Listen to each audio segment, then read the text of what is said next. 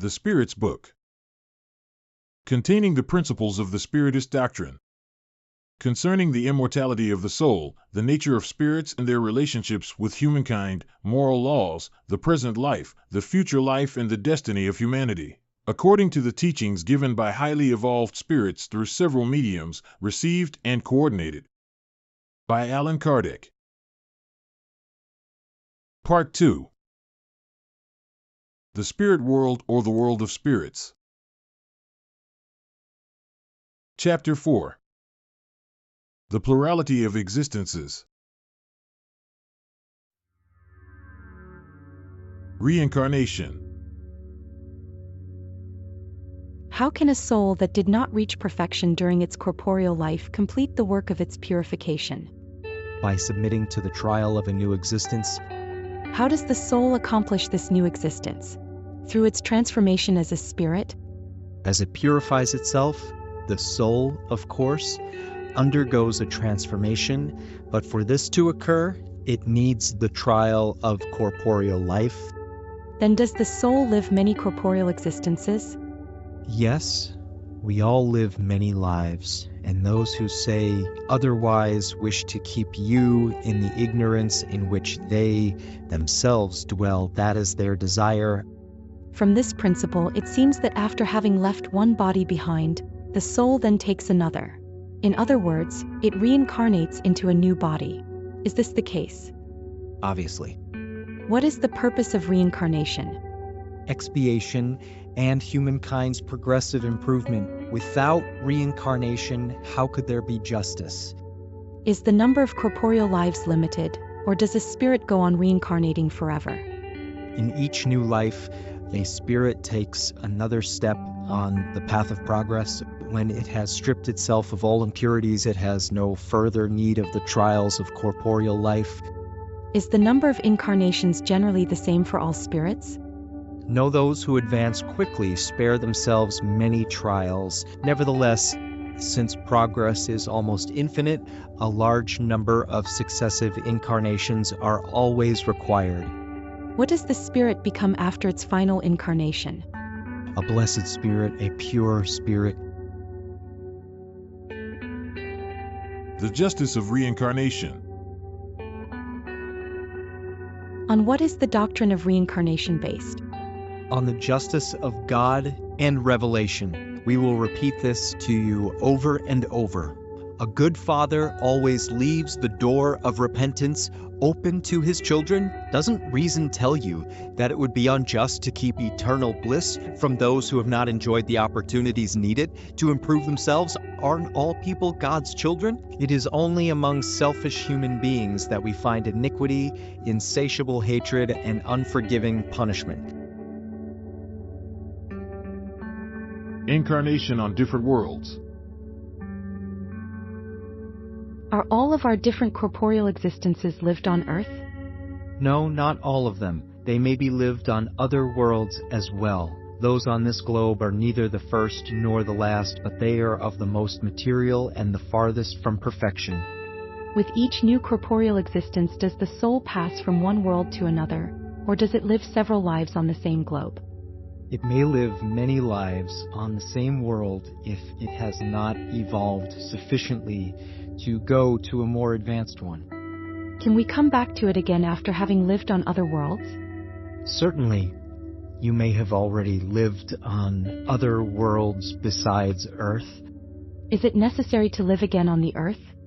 No, but if you do not progress, you may go to another world that is no better, perhaps one that is even worse. Is there any special advantage in coming back to live on the Earth? No special advantage unless you come on a mission. However, in that case you will progress nonetheless, just like you would on any other world. Wouldn't it be better to remain a spirit? No, that would keep you at a standstill. What you want is to evolve toward God. After having incarnated on other worlds, can spirits incarnate on this one without ever having come here before? Yes, just as you can incarnate on other globes. All worlds are in solidarity. What you have not accomplished on one, you may on another. Then are there those who are on the Earth for the first time? There are many and at various degrees. Is there some kind of indication by which we may recognize a spirit who is on the earth for the first time? That would be of no use to you whatsoever. In order to arrive at the perfection and supreme bliss that are humankind's final aim, must a spirit have lived on all the worlds in the entire universe? No, because there are many worlds of like degree where the spirit would learn nothing new. Then how can we explain the plurality of a spirit's lives on the same globe? It may find itself there each time in very different situations, which will provide it with many opportunities to acquire experience. Can spirits be reborn corporeally on a world that is relatively less evolved than the one on which they have already lived? Yes, when they have a mission to fulfill in the name of progress, they joyfully accept the tribulations of this kind of existence because they furnish them a means for further advancement. Mightn't this also occur as an expiation, and mightn't God send rebellious spirits to less evolved worlds? Spirits may remain at a standstill, but they never regress. Thus, their punishment consists in not advancing and in having to recommence badly used lives in an environment more suited to their nature. Who are the ones who must recommence the same existence? Those who have failed in their mission or trials. Are the beings that inhabit each world all at the same degree of purification? No, it's like on Earth, there are some who are more advanced and some who are less advanced. In passing from this world to another, does a spirit retain the intelligence it possessed here? Yes, indeed, because intelligence is never lost. Such a spirit may not have the same means of expressing it, however, it depends both on its degree of purity and the state of the body it acquires. Do the beings that inhabit different worlds have bodies similar to ours? Of course they have bodies because the spirit must be clothed with matter in order to act upon matter. This envelope, however, is more material, or less so, according to the degree of purity the spirit has reached. This is what determines the differences among the worlds through which we must pass, for there are many dwellings in God's house and therefore many degrees. Some recognize this and are conscious of it here on the earth, but others know nothing at all about it. Can we accurately know the physical and moral state of different worlds? We, the spirits, can only reply to you according to your degree of evolution. This means that we must not reveal these things to everybody because not all are in the same position to comprehend them. Hence, such revelations would be troubling to them. In passing from one world to another, must a spirit experience a new childhood? Childhood is a necessary transition on all worlds, but it is not always as obtuse as it is on yours. Can spirits choose the new world they will inhabit? Not always, but they may ask for and receive what they desire if they deserve it, because spirits only have access to worlds according to their degree of purification. If a spirit doesn't make a request, what determines the world on which it will reincarnate? Its degree of purification. Is the physical and moral state of living beings on each globe perpetually the same? No, all worlds are subject to the law of progress. All began like yours. In an inferior state, however, the earth will undergo a transformation. It will become a terrestrial paradise when all humankind chooses good over evil. Are there worlds on which the spirit no longer lives in a material body and only has the perispirit as its envelope? Yes. And that envelope itself becomes so etherealized that to you it is as if it did not exist at all. This is the state of the pure spirits. So based on this premise, it would seem that there is no precise line separating the state of the final incarnations and that of a pure spirit? There is no such line. The difference diminishes little by little, finally becoming imperceptible like the night, fading away at the first light of day. Is the perispirit substance the same on all globes? No. It is more etherealized on some than on others. When it goes from one world to another, a spirit clothes itself with the matter proper for each world at a speed faster than lightning. Do pure spirits inhabit special worlds, or do they inhabit universal space without being attached to any particular globe? Pure spirits inhabit certain worlds, but they are not confined to them as people are to the earth. They are much better than all others at being ubiquitous. Progressive transmigration. From the time it is first formed, does a spirit enjoy the fullness of its faculties? No, like a human being, a spirit has its infancy. When they first come into being, spirits have no more than an instinctive existence, possessing only the consciousness of themselves and their actions. Their intelligence only develops little by little. What is the state of the soul during its first incarnation? It resembles the state of infancy in corporeal life. Its intelligence is only beginning to unfold. It tries its hand at life. Are the souls of our primitives in a state of spiritual infancy? It is a relative infancy since they are already developed souls endowed with passions. So do passions indicate development? Development, yes, but not perfection. They are a sign of activity and an awareness of the self. In the very young soul, intelligence and life exist only in a seed-like state. Through perfect conduct in this life, can we hurdle all the degrees and become pure spirits without having passed through the intermediate ones? No, because what humans imagine as perfection is actually very far from it. There are qualities they neither know about nor comprehend. They may be as perfect as their earthly nature permits, but it is not absolute perfection. It is like certain children who, no matter how precocious they may be, must still pass through youth before arriving at maturity, or ailing individuals who must go through convalescence before fully recovering their health. Furthermore, spirits must advance in knowledge as well as in morality, and if they have progressed in one sense only, they will have to do so in the other in order to reach the top of the ladder. Nevertheless, the more individuals advance in their present life, the shorter and less painful their subsequent trials will be. Can humans in this life at least assure themselves of a less bitter future existence?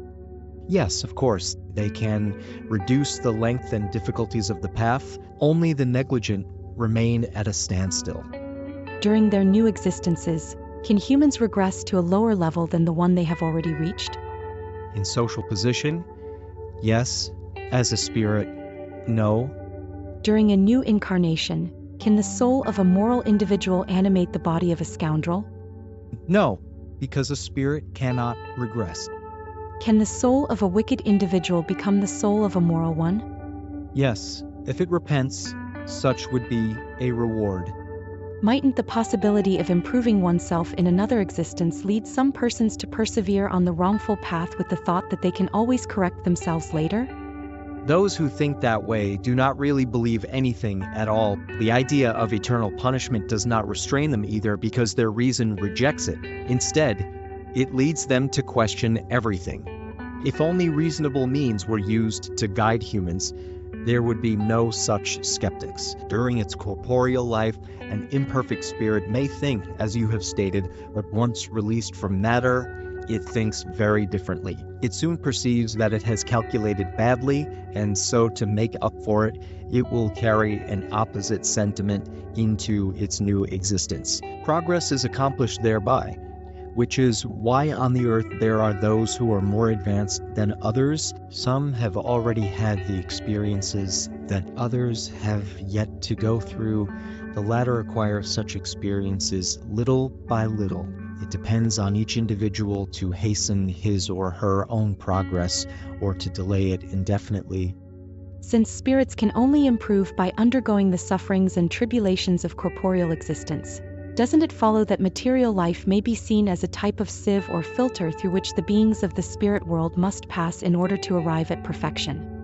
Yes, that is right. They improve during such trials by avoiding wrongdoing and practicing the good. However, it is only after many incarnations or successive purifications and after a longer or shorter lapse of time that, according to their own efforts, they reach the goal meant for them. Does the body influence the spirit to improve it, or does the spirit influence the body?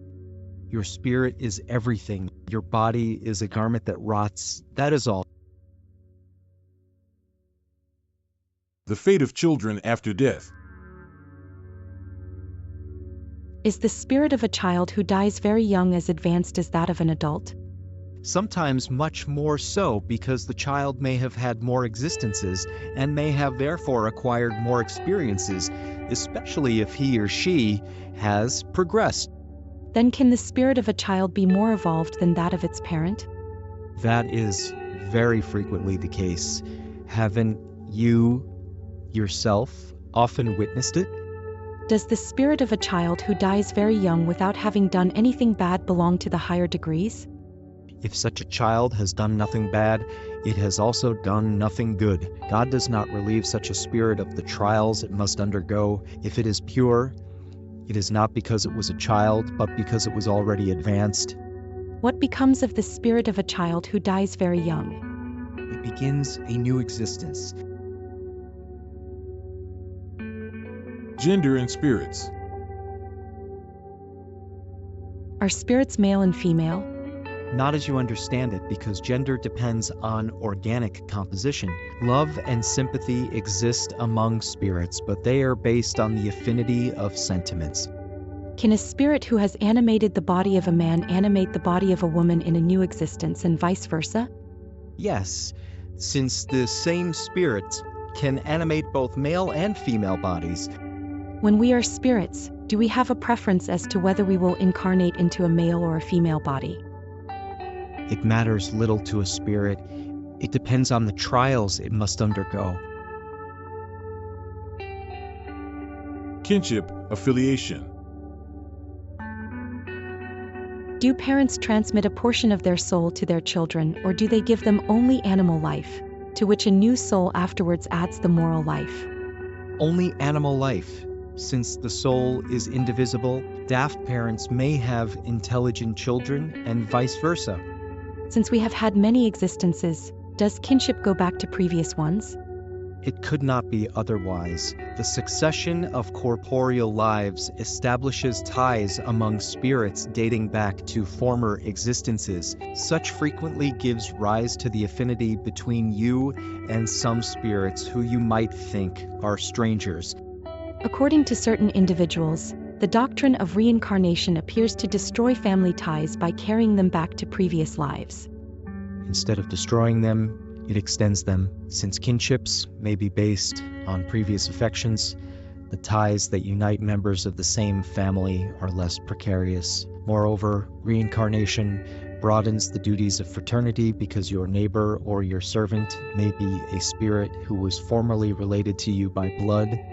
It does, however, diminish the importance that some attach to their familial affiliation, because their father may be a spirit who had previously belonged to a different race, or who had occupied a much different social position. That is true, but such importance is founded on pride. What most people honor in their ancestors are title, class, and fortune. They would blush if they had had an honest shoemaker for a grandfather, but would boast if they had descended from a debauchee of noble birth. No matter what people say or do, they will not prevent things from being what they are, for God does not regulate the laws of nature according to their vanity.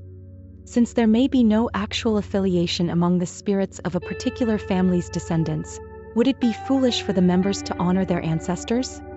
Assuredly not, because they should feel happy belonging to a family in which more highly evolved spirits have incarnated.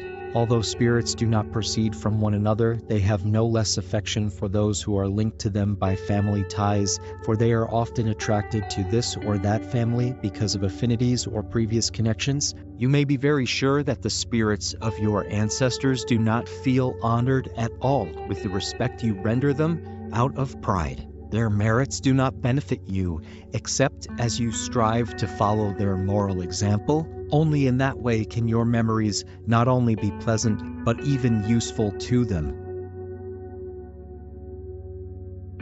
Physical and moral likeness. Parents almost always transmit a physical likeness to their children. Do they also transmit a moral likeness? No, because their souls or spirits are different. The body proceeds from the body, but the spirit does not proceed from the spirit. There is no other link than blood kinship among descendants. Don't the spirits of the parents exert an influence on their children after birth? A very great influence because, as we have already said, spirits should aid in one another's progress as it is. The spirits of the parents have the mission of developing their children through education. This is a task for them. If they fail to perform it, they will be guilty. Why is it that good and virtuous parents sometimes have bad? Bad spirits may ask for good parents in the hope that their counsels will guide them along a better path. God often grants their wish. Through their thoughts and prayers, can parents attract a good spirit instead of an imperfect one to indwell the body of their child? No, they can, however, improve the spirit of the child to whom they have given birth and whom has been entrusted to them. It is their duty. Ill-natured children are a trial for their parents. Where does the likeness of character come from, which so often exists among siblings, especially between twins? They are sympathetic spirits who are attracted by similar sentiments and who are happy to be together. In children whose bodies were born joined and who have some of their organs in common, are there two spirits, that is, two souls? Yes, but their resemblance often makes them seem to you as though there is only one. But if spirits incarnate as twins out of Sympathy 34, where does the aversion come from that may sometimes be noted between them? It is not a rule that twins must be sympathetic spirits. Bad spirits may desire to struggle together on the stage of life. What are we to think of the stories of children fighting in their mother's womb? A figure of speech. In order to portray their hatred as ingrained, it is figuratively set before birth. Humans usually do not make sufficient allowance for images that are intended to be merely poetic. Where does the distinctive character that we observe in each culture come from?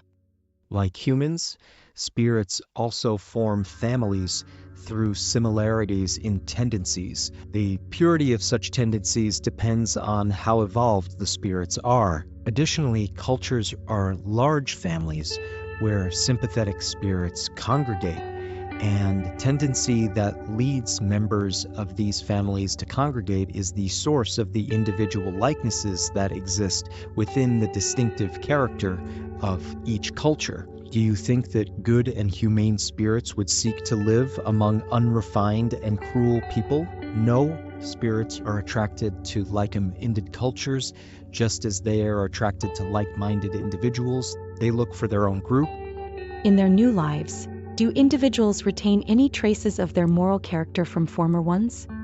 Yes, that can happen. However, as spirits evolve, they change, and their social position may change as well. If a master becomes a slave, his tastes will be very different, and it will be difficult for you to recognize him. Since a spirit is the same spirit in its various incarnations, its manifestations can have certain likenesses from one to the next. However, these will be modified through the customs of its new position until a notable improvement has completely changed its character.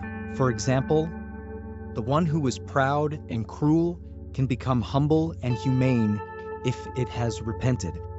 During their different incarnations, do individuals retain any vestiges of their physical character from previous lives?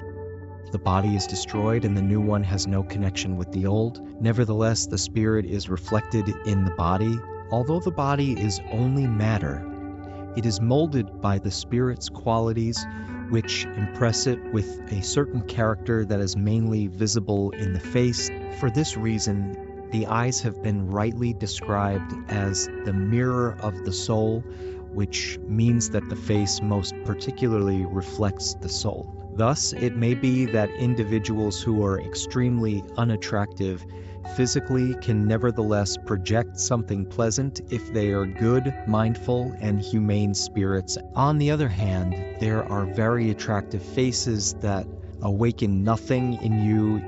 You might even find them repulsive. How can you believe that only perfect bodies house high-order spirits when every day you encounter moral individuals with deformed bodies? Although there may be no pronounced physical likeness, A similarity of tastes and tendencies can still pass on what we call an air of familiarity. Innate ideas.